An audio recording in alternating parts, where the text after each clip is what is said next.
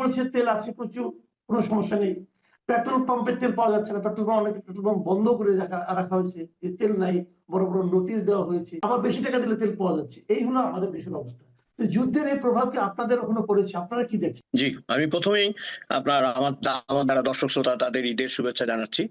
এবং সিডনি থেকে খুব ভাবে ঈদ হয়ে এখানে ৩ দিন পর পর খাওয়া দাওয়া করেছি, সেজন্য হয়তো একটু মোটা সোটাও মনে হবে। তো যেটা হোক, আমি প্রথমে একটু সিরিয়াসলি বলি, তেলের সংকট কিন্তু অস্ট্রেলিয়ায় হচ্ছে। গতকালকে আমি নিউজে দেখেছি বেশ কিছু পাম্পে আউট অফ অর্ডার বা আউট অফ স্টক লিখে দেওয়া হয়েছে, অর্থাৎ তেল নেই। এবং ধরেন আমাদের এখানে তো $1 বা $2 করে দাম হয়। ধরেন $1 কত, $2 কত সেন্টই ছিল, $2.70, $2.60 এরকম ছিল। ওইটা পর্যন্ত যেতে পারে, এটা কিন্তু বিশাল ব্যাপার। আপনার তো আপনাদের এখানে $2 কি দুই থেকে গ্যালনে নাকি আপনার লিটারে? লিটার। আচ্ছা আচ্ছা। হ্যাঁ, হুম। এখন ধরেন যদি 2 লিটার থেকে ওইটা 2 টাকা থেকে যদি $5 যায়, বিগ জাম্প এটা। হ্যাঁ, কারণ কি আমি বলি আপনাকে, অর্থ চাপিয়ে দেওয়া একটা যুদ্ধ। এবং গতবার বোধহয় আমি বলেছিলাম যে আলেকজান্ডার নিজেই যুদ্ধ করে পার্সিয়ানদের বিরুদ্ধে, পারস্যদের যে ইতিহাস, অপরাজেয় থাকার যে ইতিহাস এবং মাথা না নোয়ানোর যে ইতিহাস, আপনি কিন্তু এই যে 30 কোটি বাঙালি, এই 7 কোটি বাঙালিকে কেন পারেনি? এতগুলো মানুষের মাথা তো নোয়ানো যাবে না, না? মোনায়েম খানদের মতো 50,000-এর মাথা নোয়ানো যাবে, কোটি কোটি মানুষের মাথা তো নোয়ানো যাবে না। তো সেই দিক থেকে তো যুদ্ধটা আসলে অসমাপ্ত থাকবে, দীর্ঘমেয়াদী হবে, যেটা এখন ইউক্রেনে হচ্ছে। এইটার কারণে ধরেন আমাদের তেলের সংকট হয়েছে। কারণ তেল তো হরমুজ এক হচ্ছে বন্ধ করে দেওয়া হচ্ছে অথবা করে রাখা হয়েছে, আরেকটা হচ্ছে ইরান হচ্ছে তেলটা পর্যাপ্ত মজুদের দেশ। হ্যাঁ, সুতরাং আমাদেরকে মনে রাখতে হবে আপনার এই সংকটটা আমাদের দেশে ছায়া ফেলে। এবং আপনি যেটা বললেন, ইন্টারেস্ট একটু হালকা কথায় আসি, আপনি যে বললেন মন্ত্রী বলেছেন তেলের অভাব নাই, দেখতে হবে মন্ত্রী সিনিয়র কেউ ছিল কিনা। ওইটা হবে যে তেলের অভাব নাই, আমি আজকে তেল বেরিয়ে যাবে। আর যদি রিয়েল কথায় যদি আসেন, তো তেলই যদি থাকে, আপনি বাবার কাছ থেকে নিয়েছেন কেন? আমি আরেকটা প্রসঙ্গ নিয়ে একটু আলোচনা করতে চাই। এটা আমার মনে হয় যে আপনি আপনার অভিজ্ঞতা থেকে বললে আর ভালো হবে। সেটা হলো যে আমাদের এখানে আমাদের শিক্ষামন্ত্রী, মানে আমাদের এই নতুন সরকার দায়িত্ব নেওয়ার পর যে কয়েকজন মন্ত্রী খুব তড়িৎ কিছু কথাবার্তা বলে আলোচনায় এসেছেন, তাদের মধ্যে শিক্ষামন্ত্রী একজন। উনি অনেক কিছু করবেন, হাই জাম্প দিবেন, লং জাম্প দিবেন, এগুলো বলেছেন। এবং বলার পর উনি একটা কাজ করেছেন, সেটা হলো আপনি জেনেছেন সংসদে হাসনাত আব্দুল্লাহ একটা প্রশ্ন তুলেছিলেন যে ভর্তি পরীক্ষা কেন চালু হচ্ছে না, কেন লটারির মাধ্যমে ক্লাসগুলোতে ভর্তি করা হচ্ছে। এবং উনি বলার পরের দিনই উনি করলেন কি, সমস্ত স্কুলের ভর্তি পরীক্ষা যেটা ছিল আগে, যে নিয়মটা, বিশেষ করে এলিমেন্টারি ক্লাসে যে লটারির মাধ্যমে ভর্তি হতো বাড়ির পাশের স্কুলটাতে, এখন সেটাকে চেঞ্জ করে দিচ্ছেন। এবং উনি বলেছেন যে এখন থেকে ভর্তি পরীক্ষা হবে। এই যে নিচের ক্লাসগুলিতে ভর্তি পরীক্ষা নেওয়া, অনেকে বলছেন এটা নিলে পর কোচিং ব্যবসা আরো রমরমা হয়ে যাবে, নানা ধরনের আলোচনা হচ্ছে। আমি আপনার অভিজ্ঞতা থেকে জানতে চাচ্ছি, আপনি তো নিজে আপনার সন্তানকে ওখানে পড়াশোনা করিয়েছেন, আসলে আপনার কি মনে হয় যে এটা আসলে কোনটা হওয়া উচিত? দেখুন, আমাদের এখানে এটা খুবই আশ্চর্যজনক হবে, আসলে প্রাইমারি লেভেল আর একটু উপরের লেভেল পর্যন্ত ঠিক ভাবে বাঁধা কোনো পড়াশোনা করানো হয় না। বই আছে, সিলেবাস আছে, কিন্তু পড়ানো হয় যেটাকে আমরা বলি যে প্রাকৃতিক, ন্যাচারাল যে প্রসেস। হ্যাঁ, সে শিখবে, আনন্দ করবে। চাপ দেওয়াটা তো এখানে প্রশ্নই ওঠে না। চাপ মানে কি, আমি একদিন আপনাকে একটা ছোট্ট ঘটনা বলি আমার ছেলের। ওদের একটা টিচার ছিল মাইকেল নামে, half pant পরতেন, half pant.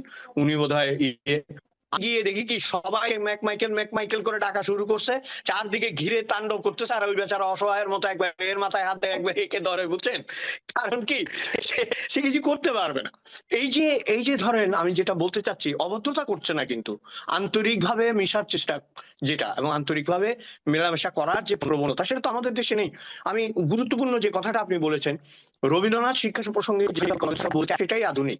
Rabindranath বলছেন যে শিক্ষা যদি এর সাথে সংযুক্ত না হয় এবং শিক্ষা যদি উন্মুক্ত না হয়, তাহলে সেই শিক্ষা আসলে আপনাকে একটা তোতা, মানে পোষা তোতায় পরিণত করবে। গজগজে বিদ্যাকে বলি আমরা, কাগজ মুখস্থ করে।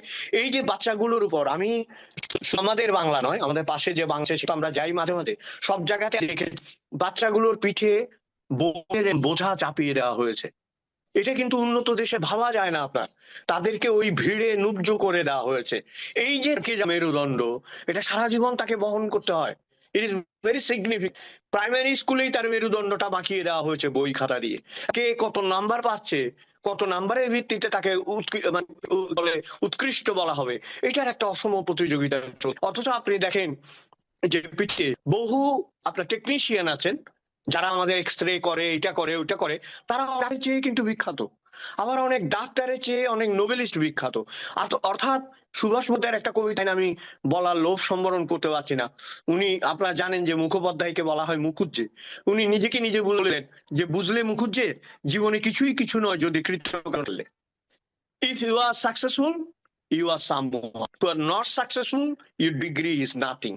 আমাদের দেশে ওই যে কাগুজে ডিগ্রি, আমি না এই বাচ্চাগুলোর জন্য আমি একটা কথা বলি আপনাকে, যে শিক্ষা, আমি জানি না সবই আপনি যেটা বলেছেন একটু করে চোখে পড়ছে। এই যে ভর্তি পরীক্ষার বিষয়টা, সেটা কমপ্লিটলি আপনার ওটাকে বন্ধ করে দিয়ে এই বাচ্চাগুলোকে একটা নির্দিষ্ট শ্রেণী পর্যন্ত মনের আনন্দে পড়ালেখা করতে দিয়ে তারপর নিয়মের মধ্যে আনা হয়। আমাদের জনবহুল দেশ, নিয়ম থাকতেই হবে। হ্যাঁ, সেখানে তো আর সবাইকে ওইভাবে সুযোগ দেওয়া যাবে না, কিন্তু একটা নির্দিষ্ট পর্যায় পর্যন্ত তাদেরকে আনন্দে রাখতে হবে। এটা যদি না হয়, আমার মনে হয় না যে শিক্ষার আনন্দ তারা লাগবে।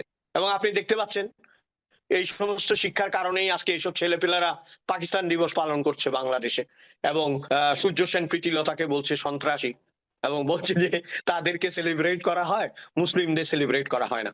তো আমি তো বলছি যে আমি চেয়ে সেলিব্রেট করি বেগম রোকেয়া, জাহানারা ইমাম, সুফিয়া কামালকে। আপনি করবেন? তুমি করবা ভাই, তুমি তো করবা, তো তুমি অত্যন্ত অশ্লীল শব্দ ব্যবহার করবা। বেগম রোকেয়ার বিরুদ্ধে অশ্লীল শব্দ ব্যবহার করা হয়েছে, ওইটা দেখলে উনারা এমনি মারা যেতে হতো না, উনি এমনি সুইচ করে মারা যেতেন। এই যে শিক্ষার কুফল আপনার, এই যে প্রাতিষ্ঠানিক শিক্ষার যে কুফল, অন্ধকার, আপনি দেখেন গত গত এপিসোডের পর একজন লিখেছে যে আমি বিএনপির কোনো গুণ দেখি না বলে আওয়ামী লীগের সমালোচনা করি, এরকম একটা মন্তব্য করেছে। এখন প্রশ্ন হচ্ছে আমি কাঁঠাল গাছ নিয়ে যেটা বলবো, কি গাছ নিয়ে একই কথা বলবো? বলবো না তো, তাই না? এখন যারা মহিরু হতেছিল, এই যে আজকে 25শে মার্চ ধরে কাল রাত্রি আমাদের যারা মহিরু হয়ে উঠছিল, যাদের উচিত ছিল আমাদের ইতিহাসটাকে মানুষের দুয়ারে দুয়ারে পৌঁছে দেওয়া, যাকে সারা বাংলাদেশ একটা ব্ল্যাঙ্ক চেকের মতো দেয়া হয়েছিল, তিনি যদি সেখানে সই করতে ভুল করেন, তাই তো আমরা নিব?